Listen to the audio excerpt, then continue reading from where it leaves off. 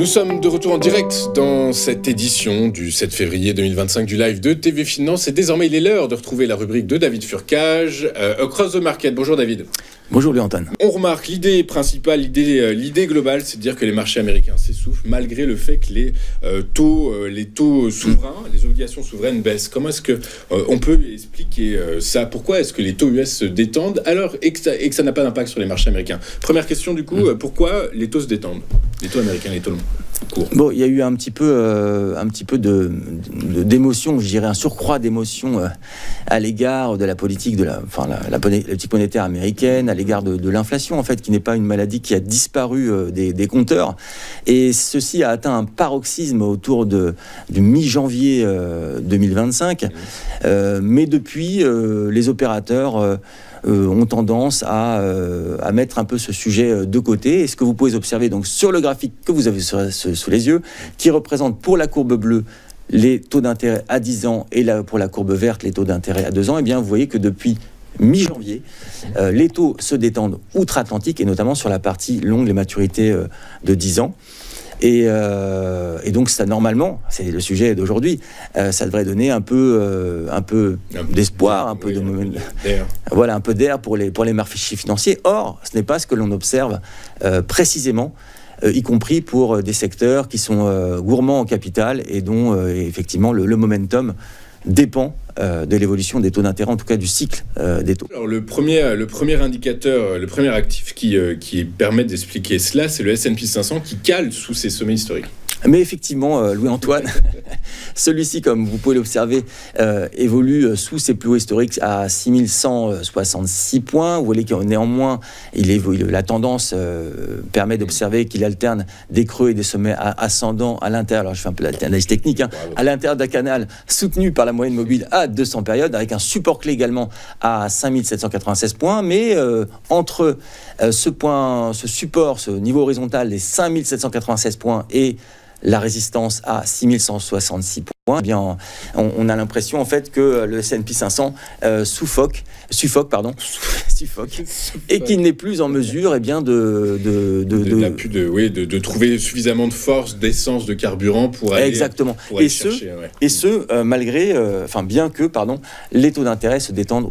Exactement. Alors après, on peut effectivement y voir aussi les performances du Dow Jones peuvent être aussi synonymes de bonnes nouvelles. On peut supposer que les consommateurs américains continuent de consommer, ils ont confiance dans leur emploi, ils continuent de dépenser à un rythme soutenu. Donc on peut aussi également supposer que c'est un plateau atteint, mais que les investisseurs cherchent à trouver un peu plus de matière pour retourner sur le S&P 500. La tech américaine qui souffre beaucoup. Qui souffrent de taux élevés, qui souffrent également de concurrents qui sortent un peu de nulle part du chapeau, notamment du chapeau de la tech chinoise. On pense à DeepSeek, la tech américaine qui publie actuellement en ce moment, qui a annoncé des investissements faramineux, la poursuite de ces investissements faramineux.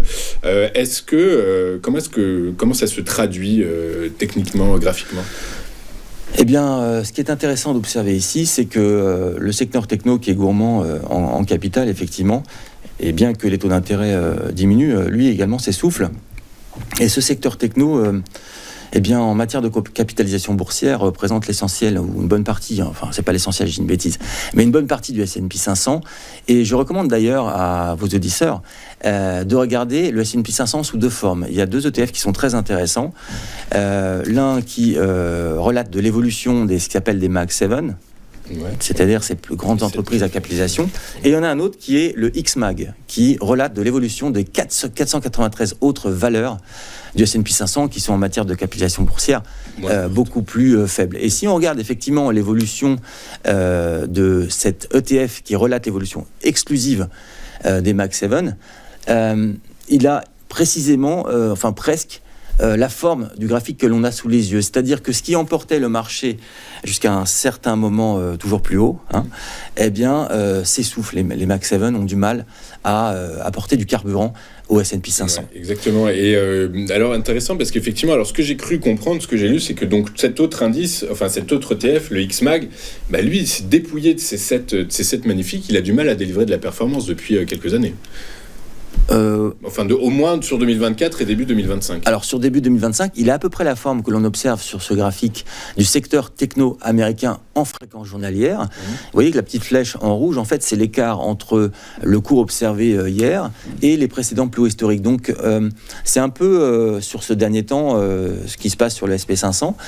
Les technos ont du mal à aller plus haut. Il y a beaucoup moins de momentum. C'est ce qu'on observe justement depuis la fin de l'année 2024, sachant que les technos, et en tout cas les Mag 7, emmenaient le SP500 vers toujours plus haut. Voilà. Bitcoin qui a surfé pendant longtemps sur l'arrivée de Donald Trump au pouvoir, synonyme de dérégulation notamment du secteur des crypto-monnaies aux États-Unis. Maintenant... donc depuis quelques séances, il s'essouffle, cette tendance haussière s'essouffle, notamment parce que il semble recouvrer son esprit valeur refuge. Est-ce que c'est inquiétant, selon vous ? Alors, comme à l'habitude, le graphique que l'on a sous les yeux représente l'évolution du Bitcoin en fréquence journalière, qui évolue également maintenant, entre un support à 92 250 et une résistance et plus haut historique à 106 350. Et actuellement, il gravite non loin de sa moyenne mobile à 100 périodes. Donc, il y a un support, il y a une moyenne mobile. Pour l'instant... la tendance, on observe qu'elle s'essouffle, mais elle ne se retourne pas. Donc si on est à l'achat depuis un certain temps, évidemment, pas hier ou avant-hier, sur cet actif, on peut rester positionné, mais à observer ce qui se passe autour du support clé et de la moyenne mobile. Ouais, c'est ça. Peut-être une fenêtre de tir qui s'ouvre aux alentours des 92, 90 000 $, peut-être, si on veut rentrer sur le Bitcoin. Éventuellement. Mais ce que l'on voit ici, c'est que, vous savez, le Bitcoin est... apparenté à ce qui relève de la techno également. Et donc, entre l'évolution du Bitcoin et faire le lien avec les technos, je pense qu'il y a très peu de porosité entre l'un et l'autre. Et ce que l'on observe sur le Bitcoin, ça fait partie en fait d'un environnement dans lequel il y a moins d'investisseurs en ce moment qui sont à l'achat sur ce qui est...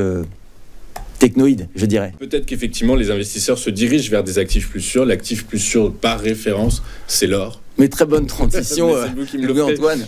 Très bonne transition, effectivement. Alors, dans ce monde d'incertitude géopolitique, économique, parfois autoritaire, eh bien, effectivement, l'or inscrit de nouveaux sommets historiques assez régulièrement depuis le début de l'année 2024. Il vient d'en réaliser un nouveau encore hier et également avant-hier, au-dessus de supports clés. Et effectivement, l'or est la valeur refuge par essence. Vous évoquez tout à l'heure le Bitcoin comme valeur refuge. C'est mon avis. Je ne mettrai pas mes sous dans le Bitcoin en tant que valeur refuge. Il y a des actifs qui sont plus concrets, qui sont d'un point de vue fondamental plus intéressant, me semble-t-il. Et je pense que l'or on en parle depuis un certain temps sur votre plateau, des nouveaux sommets sur l'or, et la confiance que l'on peut allouer à cet actif est beaucoup plus intéressante, pertinente et robuste que ce qui relève du Bitcoin. Rappelez également qu'il y a, d'un point de vue géopolitique, du côté des BRICS, beaucoup d'achats d'or pour le stocker dans leur banque centrale. Donc il y a vraiment un phénomène qui est prégnant et robuste et porteur également. La demande d'or, concrètement, et je parle d'or physique, vous voyez, je ne parle pas de choses un petit peu évanescentes qui sont le Bitcoin, sans faire de jugement du tout sur la valeur du Bitcoin, ce n'est pas l'objet.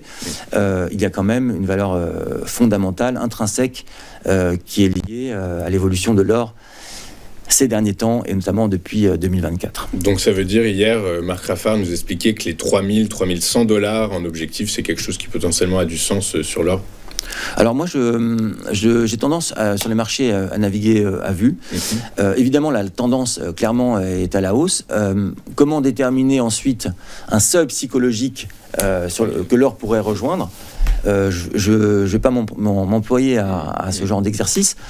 La seule chose que je peux dire, et de manière très humble, c'est que pour ceux qui sont positionnés sur l'or en ce moment, qui ont des petites pièces d'or chez eux... les garder au chaud. Voilà, les garder au chaud sous l'oreiller et attendre de voir comment les cours évoluent. A priori, comme vous dites, les banques centrales qui se protègent ont bien compris que les États-Unis étaient une puissance ingérante qui pouvait du jour au lendemain leur imposer des sanctions. En vue de ces éventuelles sanctions, elles se protègent en mettant de l'or dans leurs réserves. Également, on peut dire qu'il y a un mouvement de dédollarisation de l'économie mondiale par la force des choses. L'or en est un outil. Tout ça fait que c'est porteur à court et moyen terme. Effectivement, l'ambition des BRICS est de créer une monnaie d'échange qui supplanterait le dollar à chaque fois, en fait. Et vous avez vu d'ailleurs les paroles de M. Trump qui vont à l'encontre de cela, en disant effectivement que tous ceux qui voudraient créer une monnaie concurrente au dollar seraient sanctionnés d'une certaine manière, sachant que le dollar pour les Américains est, le centre de gravité d'une certaine forme, d'hégémonie, d'une capacité à imposer sa volonté. On parle alors d'extraterritorialité, de pouvoir en fait sanctionner des pays avec le levier monétaire qui est le dollar. Exactement. Merci David d'avoir été avec nous ce matin. David Furcage, vous êtes président de iWave. iWave, on a bien compris que c'était un organisme de formation et également avec nous toutes les semaines pour nous expliquer comment les marchés américains évoluent et comment adapter les stratégies d'investissement de trading en conséquence. Merci beaucoup. Je vous en prie.